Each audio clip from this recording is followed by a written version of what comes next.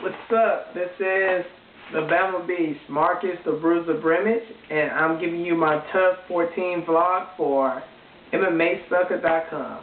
So, this week's episode, it started off with my team still being kind of angry at TJ Dillashaw with his statement that he said earlier about how he was the best fighter at the 135 division, and he should take the easier way out. So that didn't sit well with none of us. And we was all in the Def Never Come balcony talking about it. And you know, I was just like, yeah, man, that's a fucking bitch move. That's all it is. And plus, it was, you know. And Akira, he seemed to be very pissed off about it. And Akira even said that, you know, man, maybe one day we should teach him a little lesson at practice. And I was just like, yeah, whatever. So, you know, I ain't paying no attention. I just dubbed it as a bitch move, and I walked on about my business.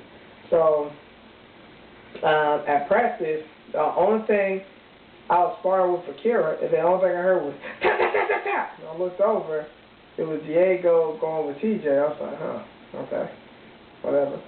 And start back sparring, tap, tap, tap, tap. Look over, damn, okay, well, listen. Tap, tap, tap. Look, I was like, why is Diego putting on submission cleaner against TJ? I'm talking about, like, you can kind of tell that he's putting a little extra oomph into it when he's tapping him. So I didn't think nothing of it. So I started working out on the bag, and Benson called me over. But, Darkness, get over here. I looked over. Akira was in the cage, and TJ was in the cage, and he wanted me to get in with Akira and press for wrestling takedowns and wrestling clinch with TJ. So I was, whatever, I'm down with that. So me and Akira wore 8-ounce MMA gloves, and TJ wore the standard boxing gloves. So as they're going, I kind of noticed that Akira and TJ are going pretty hard. I'm looking like, wow, TJ does have a fight soon. Why is he going that hard? You know, I'm not putting two together right away. So I noticed, and then I noticed that, you know, Akira, like, he slams him one good time. Boom! And I felt like the rumble beneath my feet. I'm like, this is going to be bad. And TJ gets mad, just pushes him against the fucking cage, and then he takes him down off the cage. It hurts Akira's elbow. Kim grab. So Akira gets up, and he fucking slams him again. Hard. I'm like, ooh, okay. So now it's my turn. And I come in with my hands kind of low because, you know, I'm trying to do the wrestling clinch and, you know, takedown. And TJ just start fucking chucking leather. Bam, bam, bam. And like I said before, I'm nobody's fucking punching bag, okay? I'm up here trying to help you. You're not going to fucking blast me in my face until I see what flashes of light. That means you're hitting too fucking hard. So what I did was kindly return the favor. So I blasted him in the face a couple of times. I started ripping uppercuts, and then all of a sudden, he's like, what the fuck you doing? I was like, you banging. I got on boxing gloves. I don't fucking matter. Fuck you. Control yourself, man. I'm nobody's punch bag. You're not gonna fucking be up here hitting me hard in the face and not expect this shit to be turned. So dog, I don't wanna fucking hear it. You fucking banging. I turned and looked at Bisbee. I said, yo, Bisbee, hey, simple guy from Alabama, I require simple yes and no. Oh, y'all, you saying I'm racist? I said nothing about you and your racism, okay? I'm saying is I need a simple answer for Bisbee. Bisbee, was he banking, yes or no? Bisbee looked me in the eye and said, well, yeah, mate, he was. Thank you. That's all I need to hear. Team Bisbee, bitches. And I walk off. And, you know, Akira was like, we showed him. Look at him like, who the fuck is we? Yeah, that fucking trap dodger, wrestling golden boy, think he's the shit, he ain't shit. And I was like, okay, but again, who is we? I was like, what's going on? And then he was like, Diego wanted to send Brian Caraway a message through TJ about how good his jiu-jitsu was, because Brian Caraway and TJ are teammates outside the house. They train at Alpha Male.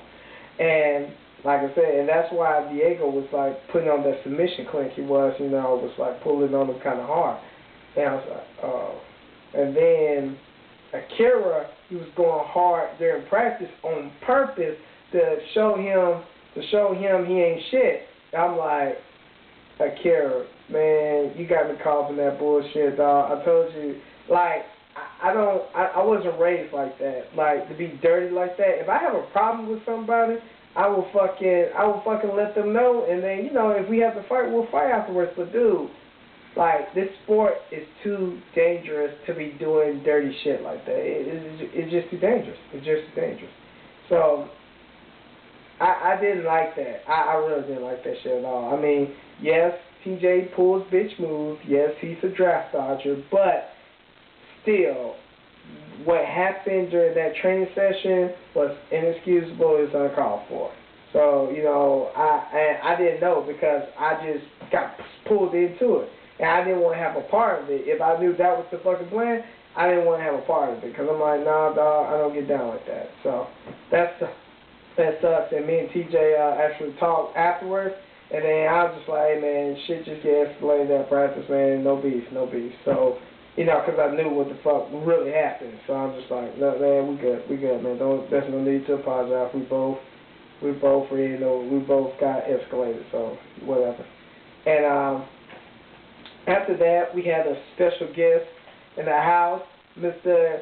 Tito Ortiz, the damn godfather of ground and pound. He was in the house. He showed some great techniques on ground and pound. I mean, it was pretty awesome. And I'm telling y'all, man, to see this man, he is pretty fucking big, but man, the only thing bigger than Tito Ortiz was his fucking head. Oh my God. Tito Ortiz had a terror dome on him. I'm telling you, never seen nothing like that. Huge head. I mean, he's a big guy, but his head was fucking huge. So, you know what? I told him that, like, when he asked me about having questions, comments, I told him he had a big fucking head, and one of his friends gave me $100, so that was off the chain. So, now it's fight time. Roelly versus TJ. Now, of course, Roelly, he has the fucking gonorrhea on his foot. And I'll tell you, that shit's nasty. It looks like gonorrhea. Like, only way you get rid of that shit is doctors, like, put your foot in between two books, just clap that shit out, man. I mean, his foot was disgusting. But thank God it went down in enough time for him to fight, you know. And the game plan, I mean, the fight itself went like it was supposed to because, you know, TJ wanted the easier fight, and he got it in Roland because Roland was relying on his jiu-jitsu a lot, and TJ was able to mix in his striking with his wrestling, and it was pretty good. And you just couldn't stop him. In the second round, he even caught him with a shot. TJ thought he knocked him out. That's why he threw his hands up. But Roland was still in it, but he was able just to ground and pound him some more, and then wrap it up for a submission and get the tap. So TJ got the fight that he wanted. So kudos to him, I guess. I don't know what to say. Now it's time for the fight pick. So Dustin and Bedford are friends. They're part of the Bible clique. Him, Dennis Brimage, and Dustin, Dennis Brimage, and Johnny Bedford were part of the Bible clique. So they didn't want to fight each other. So that's why Bedford went after Dotson. And Bedford, from what I understand, he beat two of Dotson's teammates, and he called himself the Jackson Killer or whatever. So that's why he went after Dotson. My personal opinion, I just think he like beating up on flyweights. Like, come on, man.